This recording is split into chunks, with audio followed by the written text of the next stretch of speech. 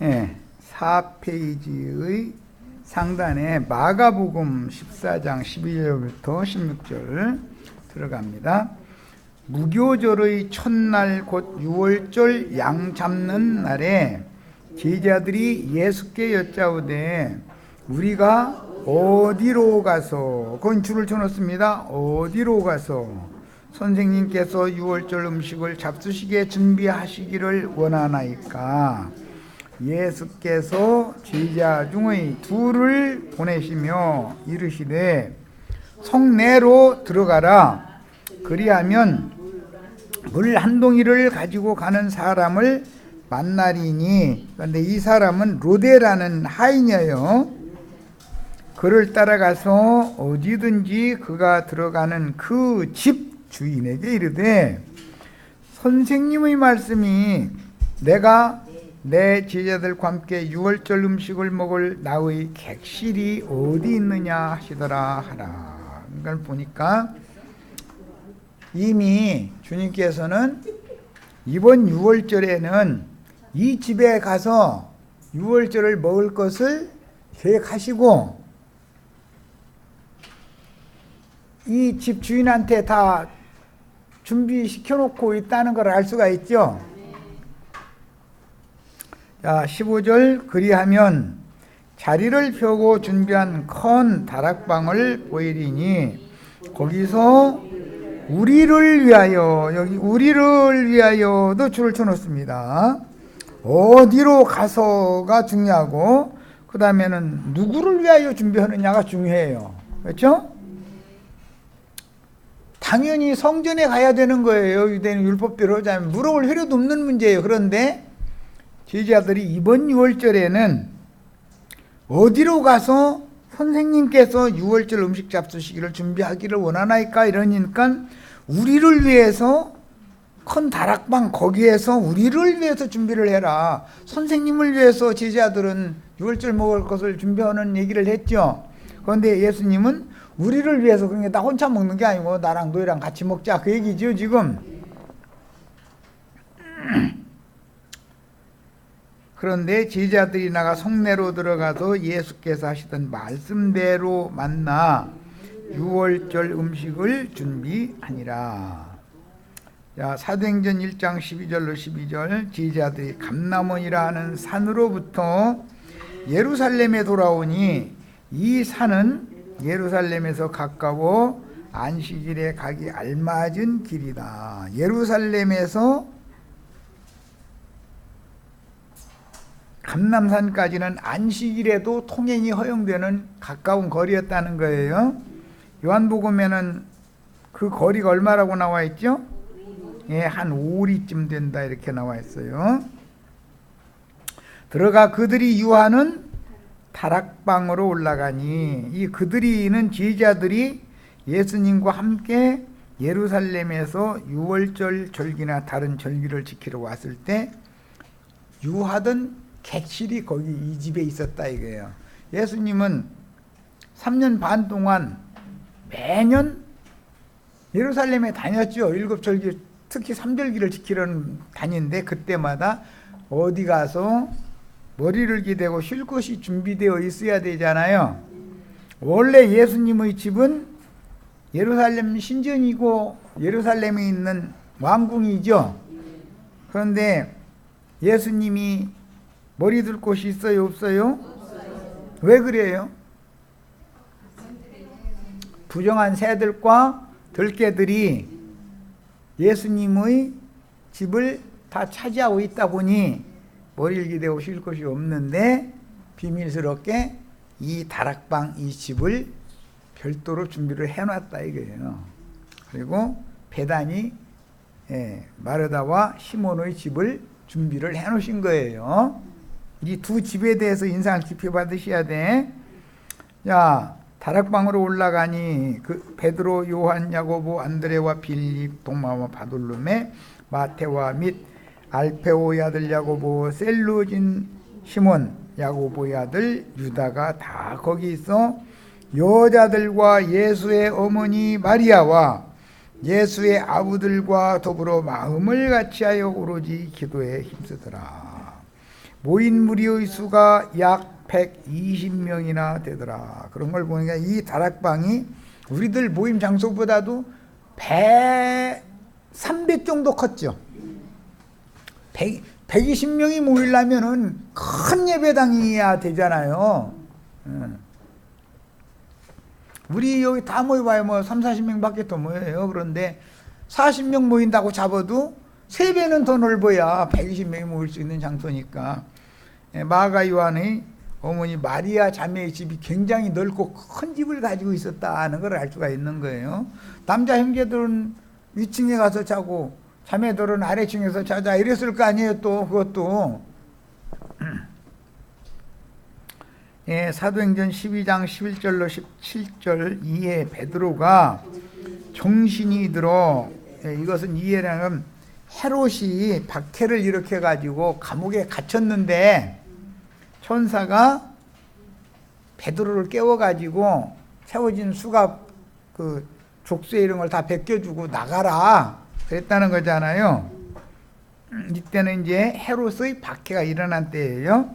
정신이 들어 이르되 내가 이제 참으로 주께서 그의 천사를 보내어 나를 헤롯의 손과 유대 백성의 모든 기대에서 벗어나게 하신 줄 알겠노라 하여 깨닫고 마가라 하는 요한의 어머니 마리아의 집에 가니 그랬어요. 이 집은 예수님과 제자들이 평상시에 예수님이 이 생에 계실 때 준비되어졌던 객실이죠. 예수님의 객실. 예수님이 이 땅에 오셨을 때 계르 생활을 했다 이거예요. 나그네 생활. 그러니까 객실이 필요했던 거예요. 여러 사람이 거기에 모여 기도하고 있더라.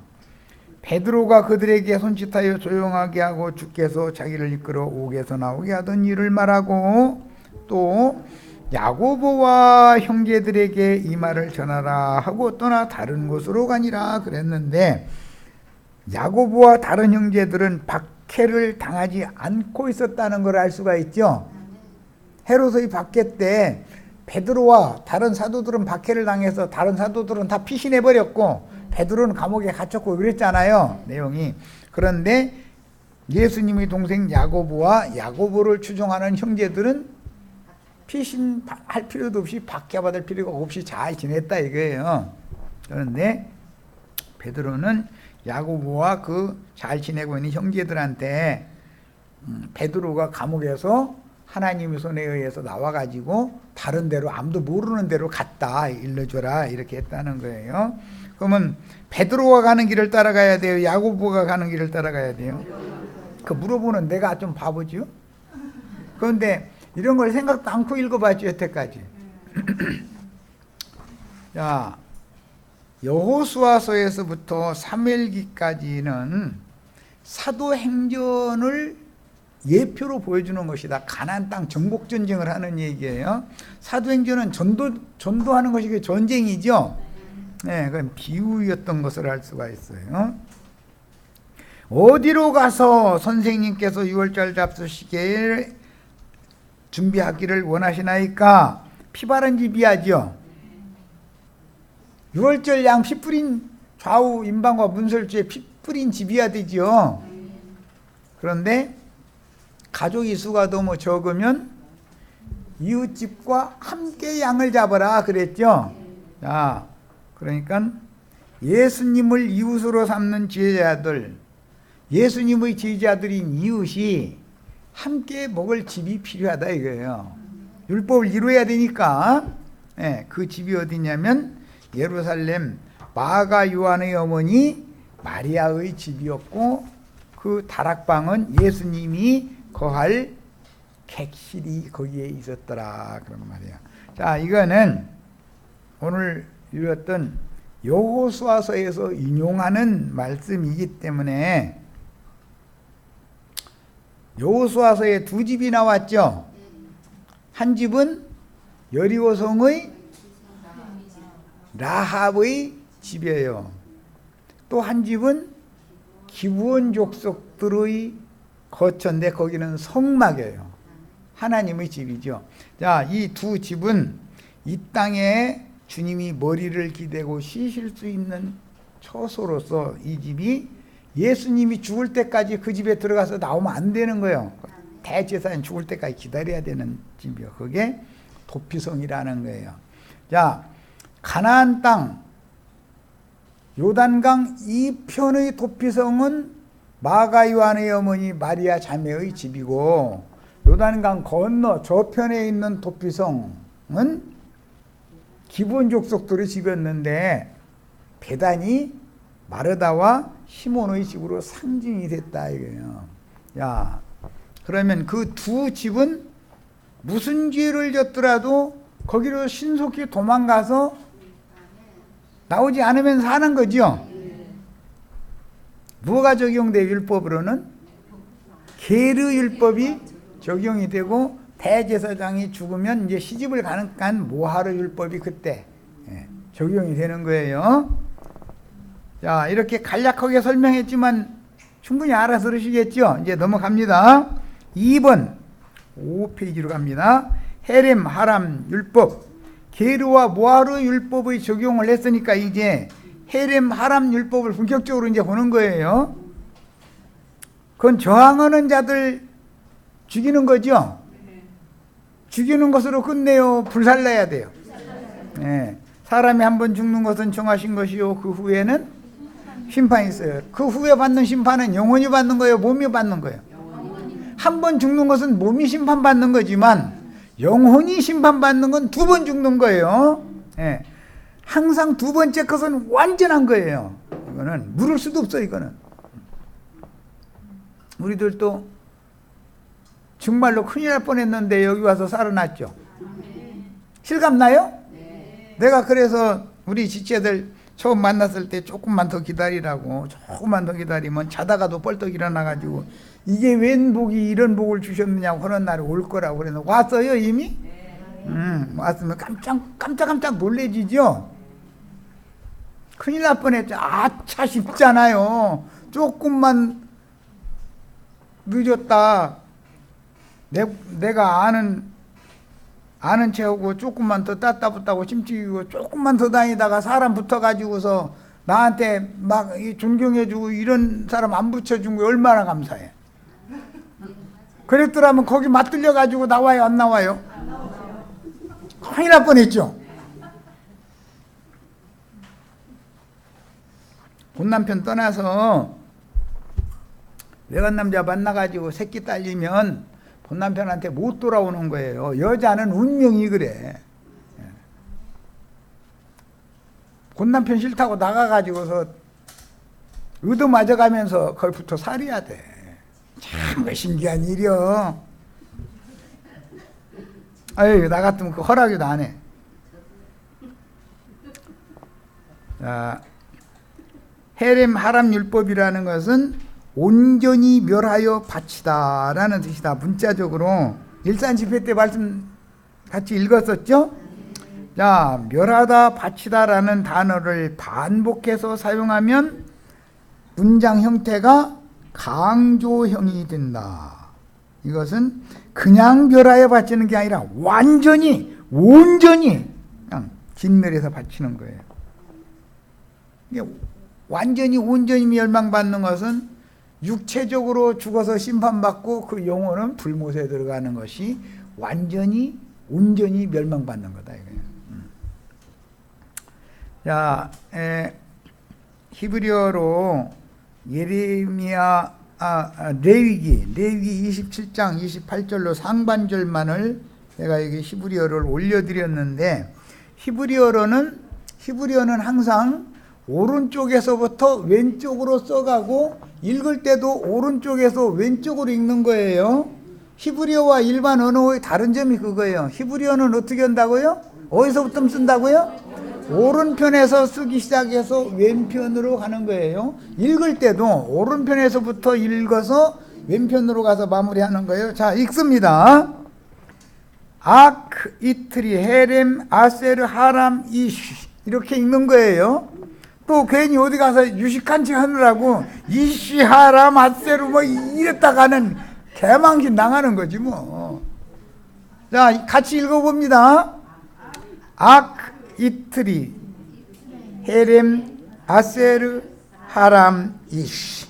이렇게 읽으면 이 사람은 기본은 배워가지고 왔구만 그러는 거죠. 자, 포도원으로 상징된 교회는 어린 양의 생명책에 동명된 하나님의 권속들이 그 영의 사랑, 로마서 15장 30절 빨리 읽습니다. 헤렘, 하람이 겹쳐 사용된 레위기 27장 28절 상반절을 내가 의도적으로 내가 여기 갖다 올려놓은 거예요. 우리 형제 자매님들 히브리어 쓰고 읽는 그 법이 왼쪽에서 오른쪽으로 세상 나라의 글처럼 그러는 게 아니라 히브리인들의 글은 오른쪽에서 왼쪽으로 쓰고 읽기도 오른쪽에서 왼쪽으로 읽는다는 걸 가르쳐야 되기 때문에 내가 의도적으로 해놓은 거예요. 예. 자, 그런데 포도원으로 상징된 교회는 어린 양의 생명책에 동명된 하나님의 권속들이 그 영의 사랑, 하나님의 사랑은 성령의 사랑을, 하나님의 사랑을 받는다 그러죠. 성령의 사랑을 받는 걸 말하죠. 자, 찾으셨어요? 로마서 15장 30절 읽습니다.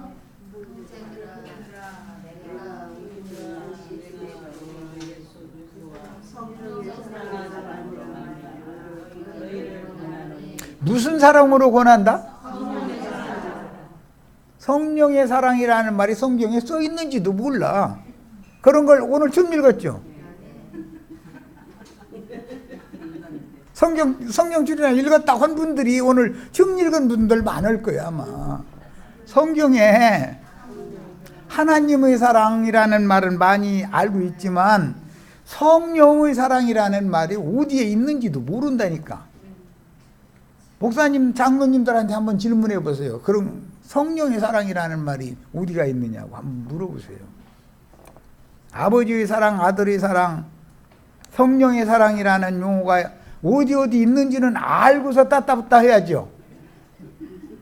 사랑이 세 용법이 따로따로 나오는데 하나님의 사랑, 아들의 사랑, 그리스도의 사랑, 성령의 사랑이라는 단어가 따로따로 나오는데 어디에 있는지도 지금 모르고 그냥 하나님은 사랑이시라 이 말만 알고 있었잖아요. 그랬죠?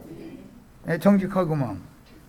그 다음에 하나님의 사랑은 성령의 사랑일 뿐 아니라 진리의 사랑이에요. 데살로니가 후서 2장 10절에 나오는 말에 빨리 찾아 읽습니다.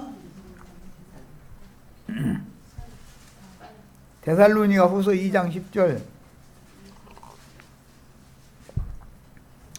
자, 내가 아버지의 사랑 얘기는 이제 안 읽었는데 로마서 5장 5절 하나님의 사랑이 우리 마음에 부음받음이니 거기서부터 시작해서 로마서 15장 30절 성령의 사랑 얘기가 나오고 데살로니가 후서 2장 10절 이게 잘 모르는 구절만 내가 의도적으로 얘기하는 거예요. 자, 읽습니다.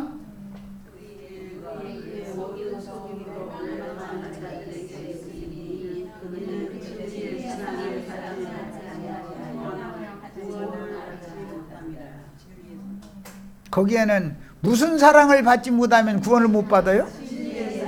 진리의 사랑을 받아야 구원을 받죠? 100일어치 아줌마하고 사랑하고 잘 지내면 나쁜 건 아니죠? 아프리카에다가 선교 헌금 내가지고 사람 선교사 파송하는 게 나쁜 일은 아니죠?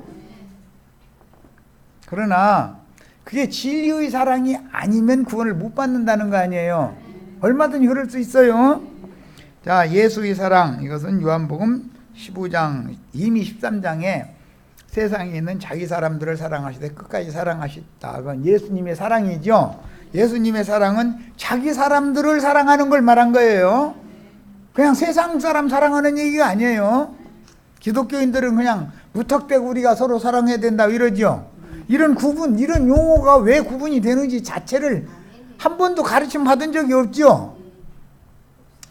그러니까 사람들이 그냥 우리가 서로 사랑하고 좋게 지내고 이것이 복음이라고 생각하는 거예요. 그리고 그것이 진리의 사랑이에요? 그렇게 진리의 사랑을 아닌 다른 사랑 받으면 구원을 못 받는다고 되어 있죠. 서로 연락하고 상합하여 주 안에 거하는 참제자들의 모임은 주님의 집에 있는 정결한 처녀교회로 나타나게 된다. 고린도전서 12장 12절부터 27절인데 이게 너무 긴데 일단 고린도전서 일단 읽어보겠습니다. 12장 고린도전서 12장 로마서 12장은 무슨 장이라고 그러죠? 예? 로마서 12장 고린도전서 12장은 무슨 장이라고 그래요? 은사장이라고 그래요. 은사장. 기독교는 우리 자매님들은 고린도전서 12장이 사랑장이 아니죠. 13장이 사랑장이지. 히브리서 11장은 무슨 장? 믿음장이에요. 예, 이제 기독교인들이 늘 외우는 말이요. 고린도전서 13장은 사랑장, 히브리서 11장은 믿음장이에요. 그런데 로마서 12장, 고린도전서 12장에는 은사들이 기록이 되어 있어요. 그걸 보고 은사장이다 그래요. 은사장. 자, 고린도전서 다 펴셨죠? 자, 너무 길지만 그래도 좀 읽긴 읽어야 되는데 12절부터 몸은 하나인데 많은 지체가 있고 몸의 지체가 많으나 한 몸임과 같이 그리스도도 그러하니라. 그리스도의 몸은 교회죠. 교회를 설명하려니까 사람의 몸에는 눈, 코, 입, 귀에다가 손, 발에다가 뭐 오장육부에다가 모든 지체들이 필요하죠.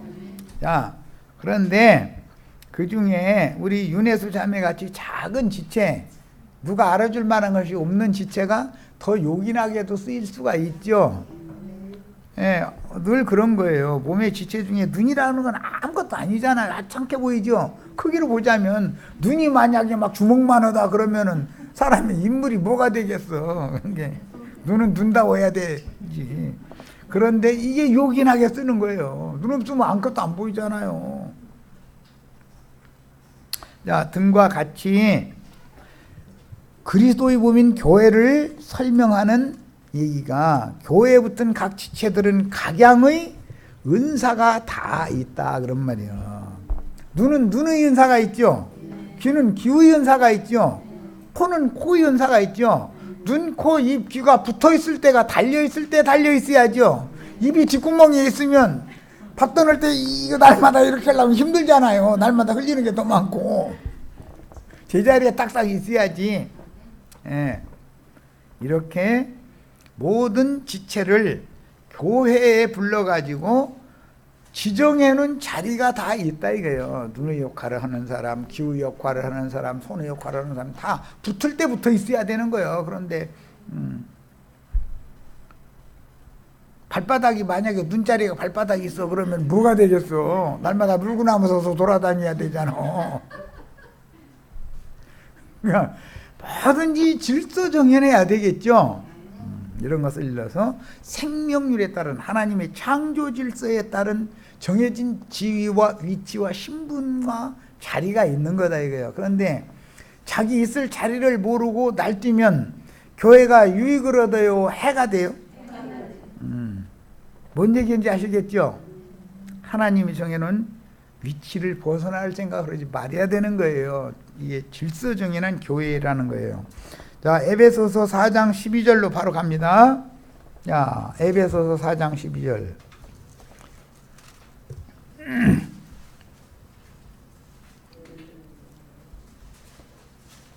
이는 성도를 온전케 하여 봉사의 일을 하게 하며 그리스도의 몸을 세우려 하심이라 그랬어요. 그리스도의 몸은 특징이 뭐였다고요? 질서가 있다. 그리스도의 몸은 모든 지체들이 있어야 될 자리에 딱딱 있는 거예요. 자기 지위를 벗어나지 않는 거예요. 무질서는 반역이죠. 땅이 공허하고 혼돈함에 흑암이 깊음이 있다라는 것은 뭔 뜻이에요? 사탄이 반역을 일으킴으로 인해서 하나님이 자기 지위를 지키지 않은 악의 전사들과 함께 심판해버렸기 때문에 그 모양이 된 거 아니에요. 무질서가 온 거죠. 예. 주님의 교회는 무질서지가 않다. 질서가 정연하다. 이게 그게 특징이에요. 자, 계시록 17장 1절로 3절을 보겠습니다. 대비되는 용어를 보고 넘어오려고 그런 거예요. 계시록 17장은 많은 물이 앉은 큰 음료를 소개하는 장이죠. 자, 1절부터 3절까지만 읽겠습니다. 또 7 대접을 가진 7 천사 중 하나가 와서 내게 말하여 이르되 이리로 오라. 많은 물 위에 앉은 큰 음녀가 받을 심판을 네게 보이리라. 땅의 임금들도 그녀와 더불어 행음하였고 땅에 사는 자들도 그 음행의 포도주에 취하였다 하고 성령으로 나를 데리고 광야로 가니라. 내가 보니 여자가 붉은 빛 짐승을 탔는데 그 짐승의 몸에 하나님을 모독하는 이름들이 가득하였다. 7 머리와 10 뿔이 있으며 그랬어요.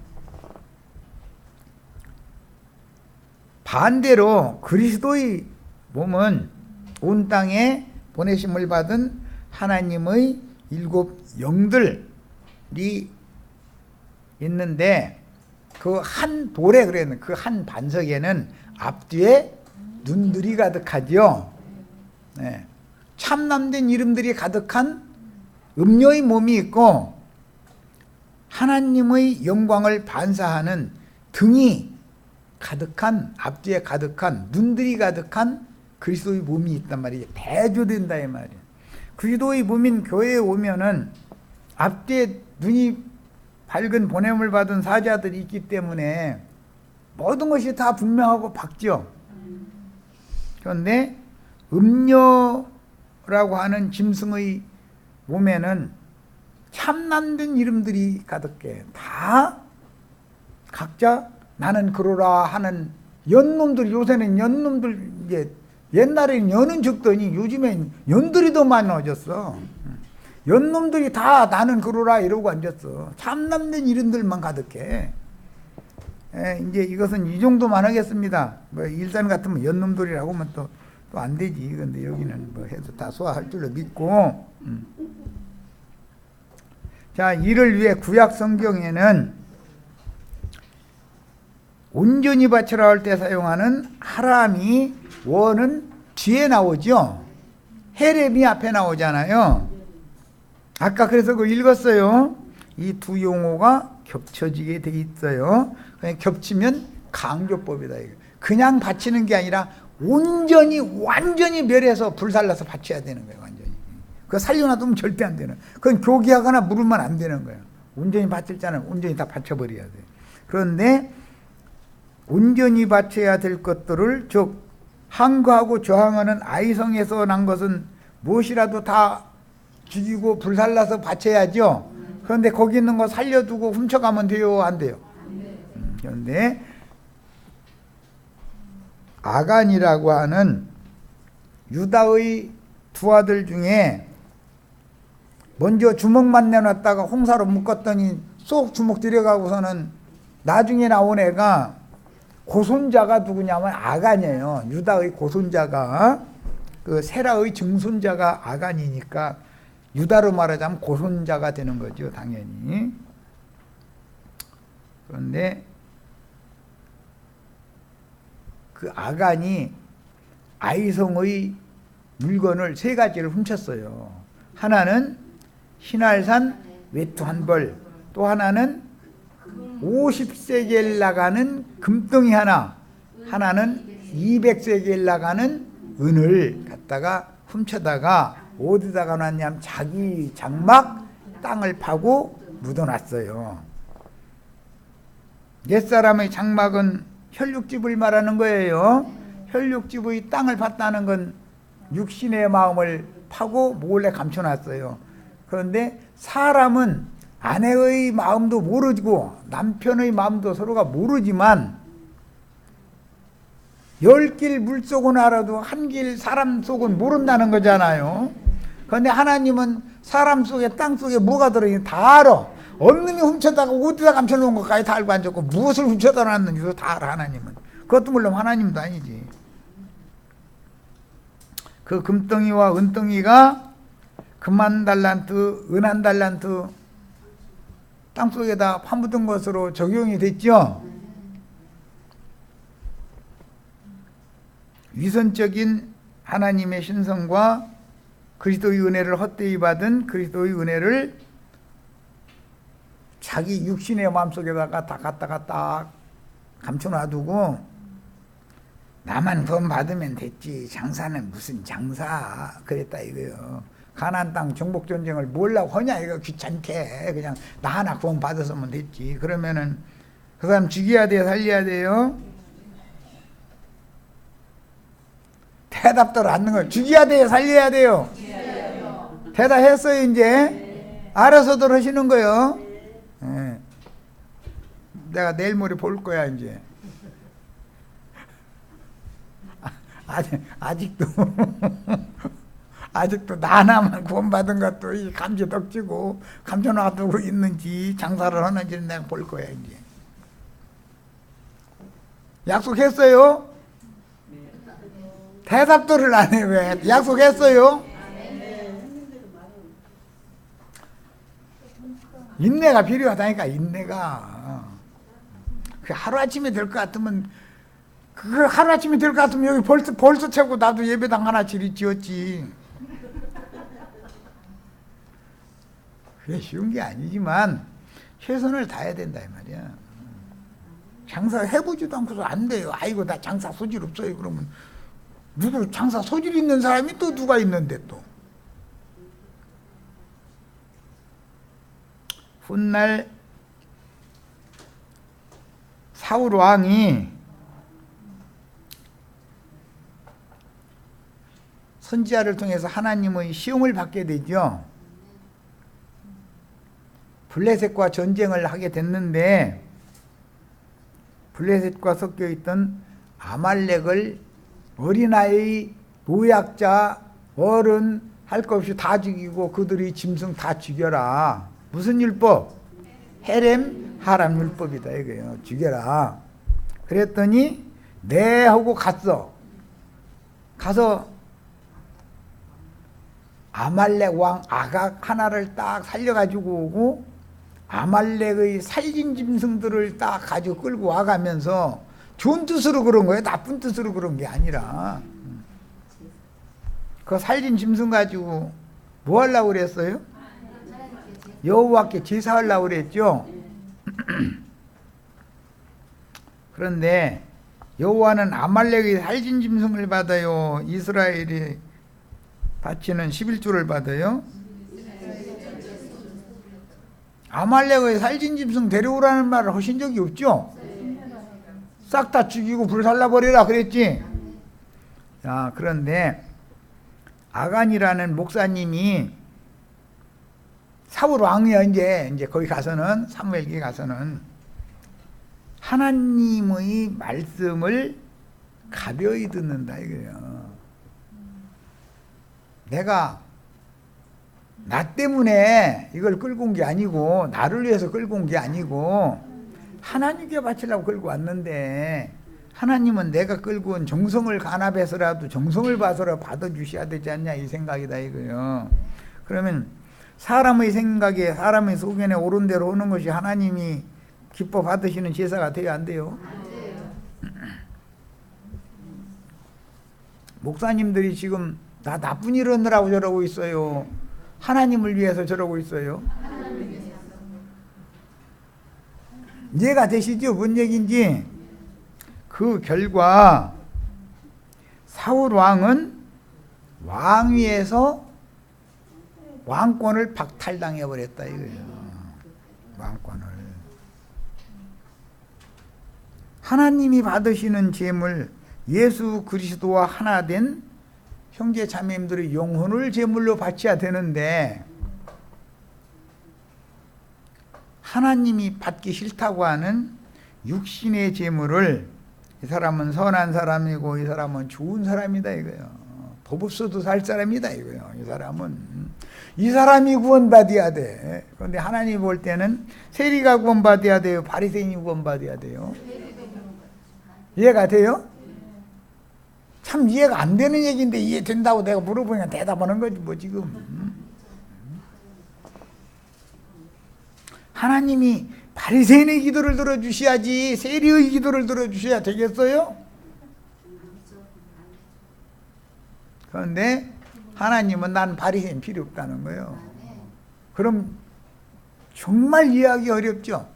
그러나 하나님은 사람에게서 난 것은 아무리 좋은 것이지만 하나님 보시기에는 전부 가증하게 보인다 이게. 그러니까 성경이 말하는 죄악과 인간들이 말하는 죄악이 전혀 개념이 다르다는 걸 알 수가 있죠. 자, 이 문제 때문에 다윗에게 기름을 붓게 됐고 그 다음부터는 사울이 승질났어. 그래가지고 자기 왕권을 놓기가 싫은 거예요. 하나님은 이미 버렸는데도.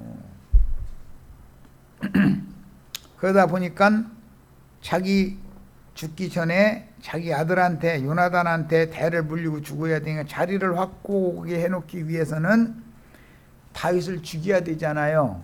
그래서 자기 딸 미갈을 미끼로 삼아서 약혼을 시키죠. 그런데 빅물을 뭘 요구를 해요? 블레셋 족속의 양피를 100개를 가지고 와라 이렇게 했죠. 양피 100개 갖고 오려면 100놈 죽여야 되는데 그리고 빨가 100개 가지고 그거 잘라와야 되는데 그게 쉬운 일이겠냐 이거예요. 너는 그러니까 사울이 생각할 때는 다윗을 블레셋의 손을 통해서 죽이겠다 이 말이죠. 자기 딸 미갈은 미끼로 준 것일 뿐이고 그런데 기한 준 날보다도 더 빨리 갖고 왔는데 배나 갖고 와버렸어. 그러니까 사울 왕의 술수가 몇 개 들어가요? 안 몇 개 들어가요?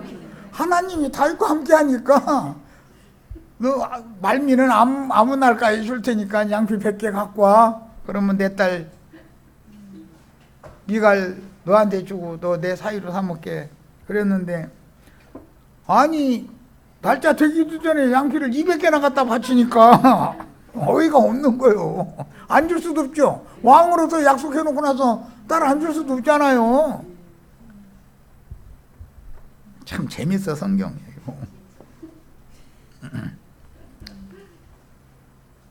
그런데 그 미갈이 다윗 왕의 생명의 은인이 되지요.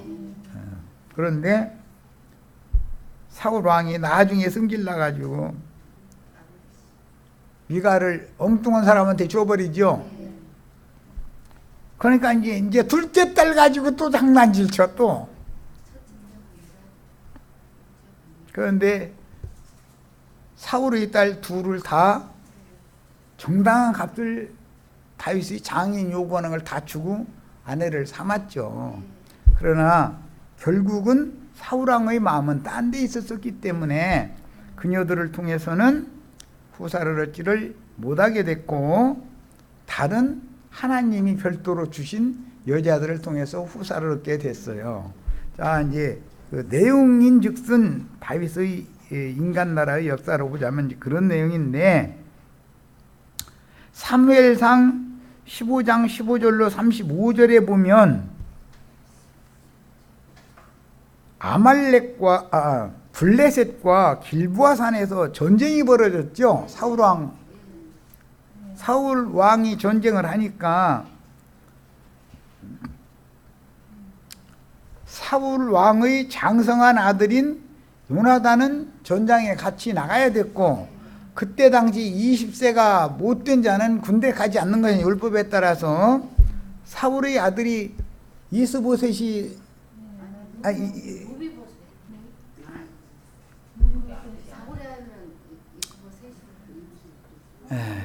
그 사울의 아들 세 번째 아들 걔 이름이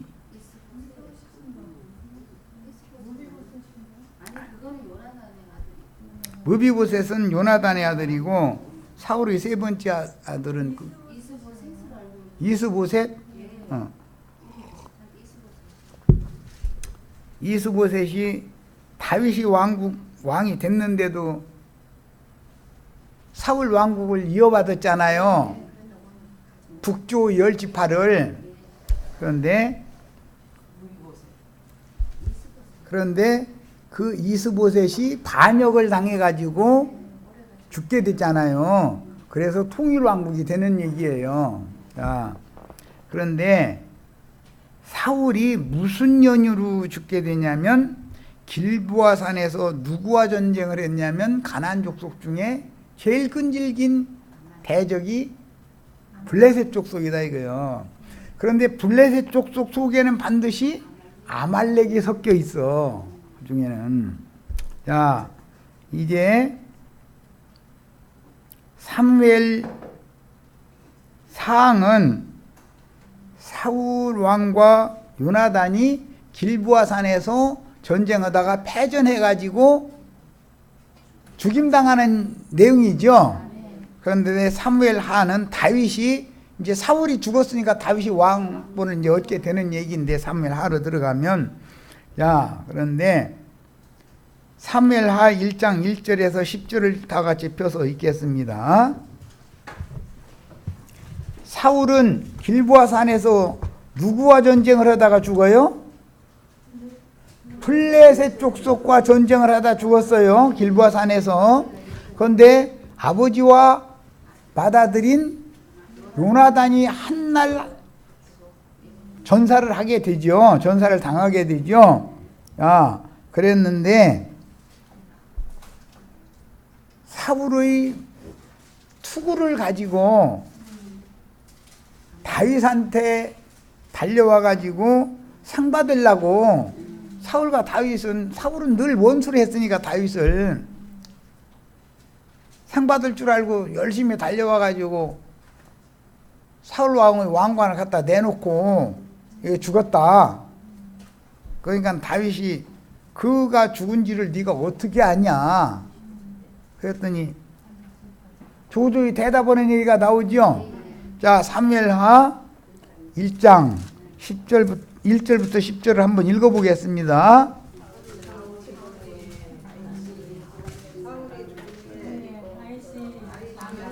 사울이 죽은 후의 얘기예요. 사무엘하는 다윗 얘기니까 사무엘상까지는 사무엘과 사울 얘기죠. 사무엘하로 가면 다윗 얘기로 넘어가는 거예요. 열왕기상으로 가면은 솔로몬 얘기로 가는 거. 이렇게 저걸 잘 이해를 하셔야 돼. 자, 사울이 죽은 후에 다윗이 아말렉 사람을 쳐 죽이고 돌아와. 아말렉 사람을 쳐 죽이고 돌아와 그랬어요. 다윗이 시글락에서 이틀을 머물더니 사흘째 되는 날 한 사람이 사울의 진영에서 나왔는데, 사울의 진영에서 나오는 말은 길보아 산의 전쟁터에서 살아온 사람이 있었다 그 말이죠. 그의 옷은 찢어졌고 머리에는 흙이 있더라. 그가 다윗에게 나와 땅에 엎드려 절하매 다윗이 그에게 묻되 너는 어디서 왔느냐 하니 대답하되 이스라엘 진영에서 도망하여 왔나이다 그랬어요.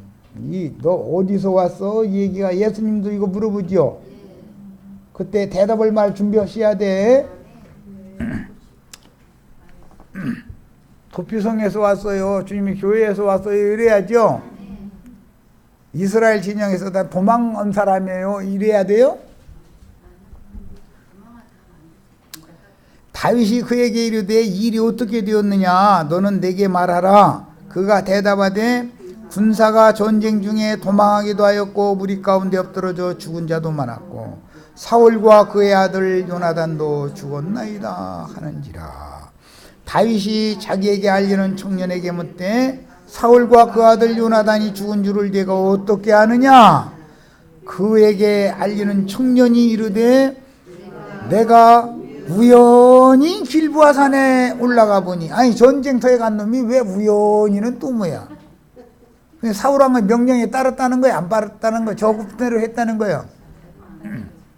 우연히 길보아 산에 올라갔다는 거예요. 자, 사울이 자기 창에 기대고 병거와 기병은 그를 급히 따르는데, 사울이 뒤를 돌아 나를 보고 부르시기로 내가 대답하되 내가 여기 있나이다 한즉 내게 이르되 너는 누구냐 하시기로 내가 그에게 대답하되 나는 아말렉 사람이니이다 한즉 또 내게 이르시되 내 목숨이 아직 내게 완전히 붙어 있으므로 내가 고통 중에 있나니 청하건대 너는 내 곁에 서서 나를 죽이라 하시기로 그가 엎드러진 후에는 살 수 없을 줄을 알고 그의 곁에 서서 죽이고 그의 머리에 있는 왕관과 팔에 있는 고리를 벗겨서 내 주께로 가져왔나이다 하니라. 그럼 나 같으면 상조 이 사람.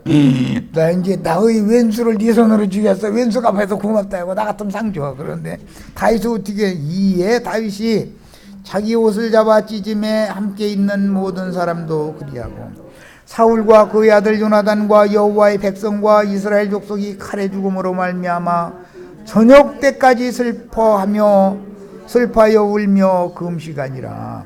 다윗이 그 소식을 전한 청년에게 묻되 너는 어디 사람이냐? 대답하되 나는 아말렉 사람 곧 외국인의 아들이니이다 하니. 아말렉 사람은 외국인의 아들이요 히브리인이 아니고 하니 다윗이 그에게 이르되 네가 어찌하여 손을 들어 여호와의 기름 부음 받은 자 죽이기를 두려워하지 아니하였느냐 하고 다윗이 청년 중 한 사람을 불러 이르되 가까이 가서 그를 죽이라 하매 그가 침에 곧 죽으니라. 다윗이 그에게 이르기를 네 피가 네 머리로 돌아갈지어다 내 입이 내게 대하여 증언하기를 내가 여호와의 기름 부음 받은 자를 죽였노라 함이니라 했더라 그랬어요. 자, 그러니까 다윗은 기름 부음 받은 자기 장인이면서 왼수인데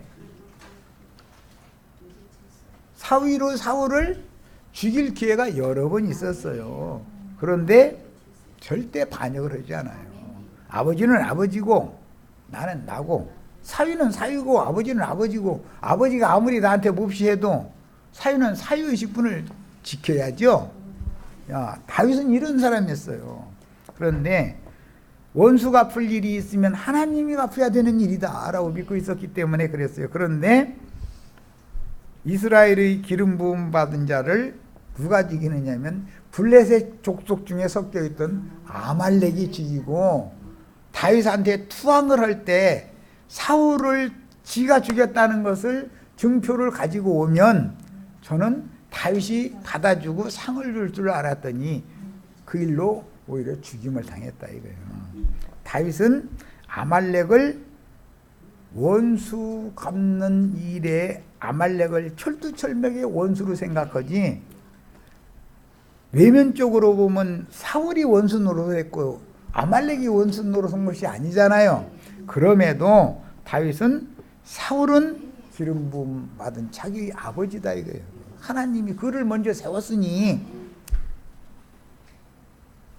반기를 들고 그를 죽이려고 맘만 먹으면 얼마든지 죽일 기회가 많았어요. 그런데 다윗은 그렇게 하지 않았다 이거예요. 반역이 뭔지 아시죠? 하나님 나라의 반역. 다윗은 반역을 일으키지 않았어요. 자기의 지위를 지켰다 이거예요. 그러나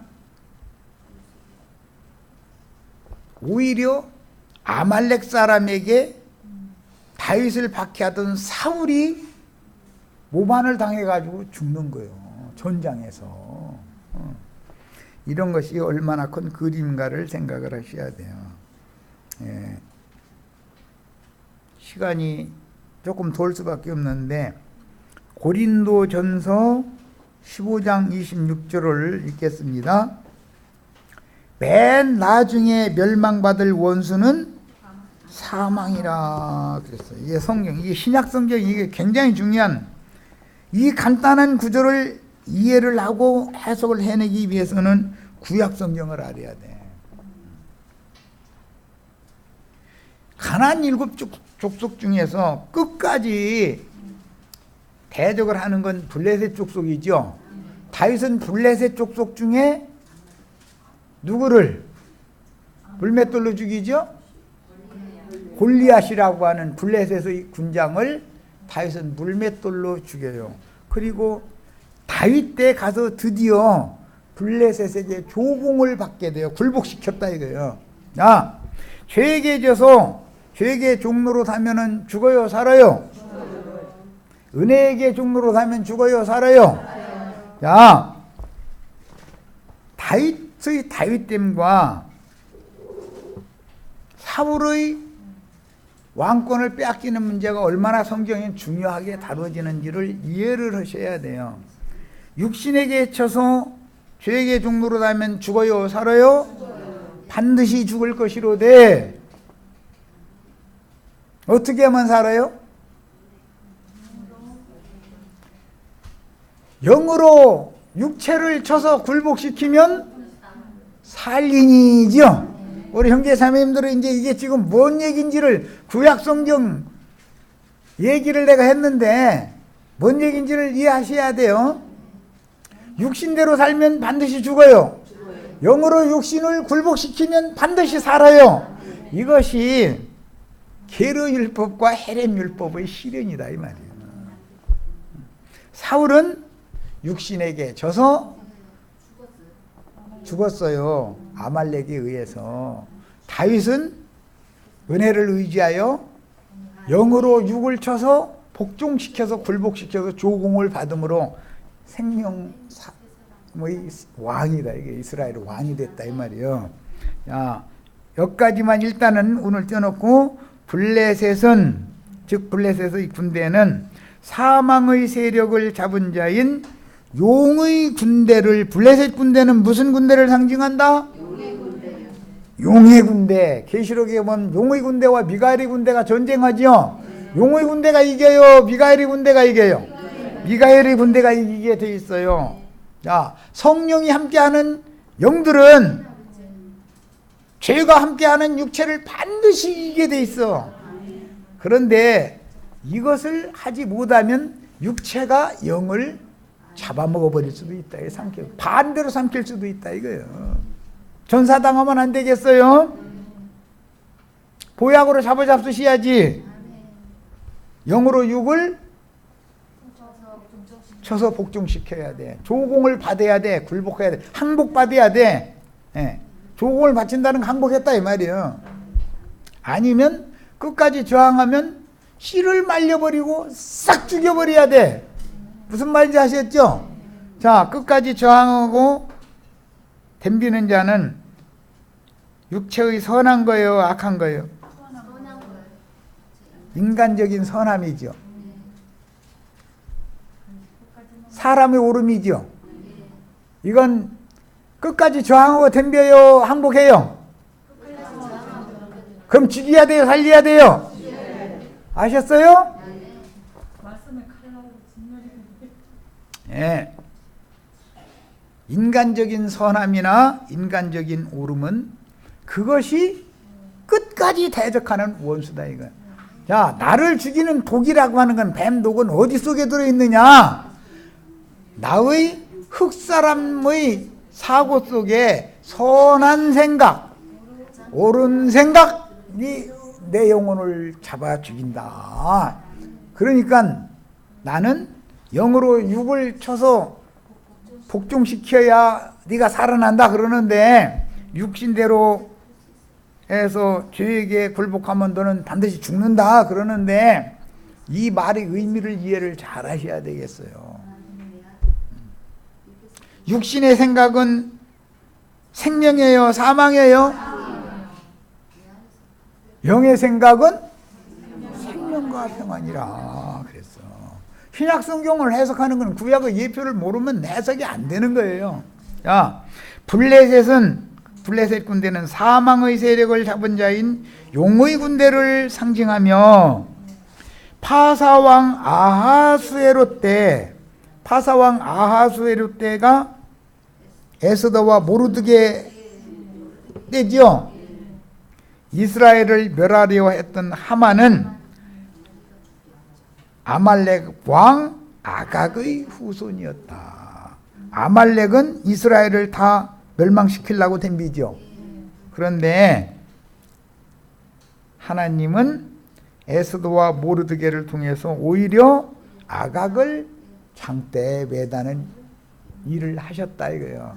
그걸 기념하는 절기가 무슨 절기? 불임절이라는 말 들어봤어요? 불임절? 시간 없으니까 내가 물어보고 내가 대답하면 안 되는데, 아말렉은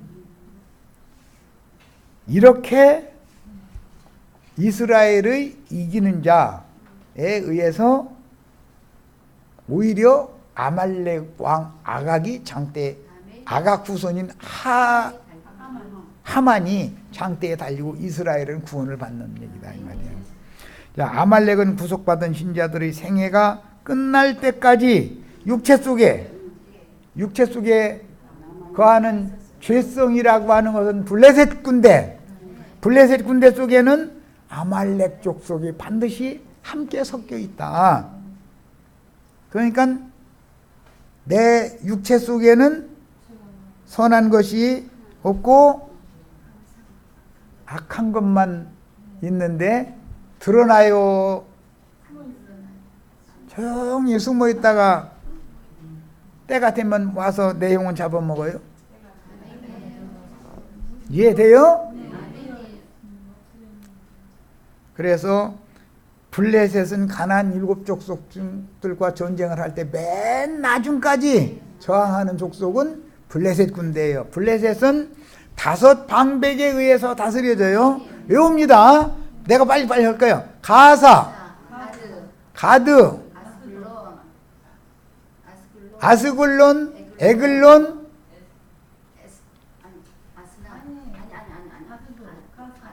아스돗. 네. 가사, 가드, 아스돗, 에글론, 아스글론, 이렇게 5 방백으로 구성이 되어 있는데 얘들은 다 기골이 장대한 자들이요. 그런데 이들이 끝까지 저항한다. 기독교계의 큰 자들은 복음의 끝까지 저항한다, 항복한다? 빨리빨리 하려고 그래. 그들 속에는 죽이는 사망의 독이 가득하다. 그들은 항상 인간적인 타고난 인간의 선을 부추기고 인간적인 옳은 것을 부추기죠. 그건 죽이는 직분, 살리는 직분. 율법으로, 율법의 선이 죽이는 직분, 살리는 직분. 성경이 지금 어떻게 풀리는지 아시겠죠? 죄 속에는 사망의 독이 들어있다 이거예요. 블레셋 족속의 죄성 속에는, 그 죄성이라는 건 나쁜 것이 아니죠. 흑사람의 선하고 옳은 것이에요. 블레셋이에요. 이것이 끝까지 저항을 하는 거예요, 이놈게. 그런데 그 인간의 선과 인간의 의 속에는 뭐가 들어있어요? 사망의 독이, 아말렉이 거기 섞여 있다. 인간의 선 때문에, 인간의 옳음 때문에 내 영혼이 죽는 거예요. 그런 일이 없으시기를 바라요. 재밌죠? 자, 여기까지서 마칩니다.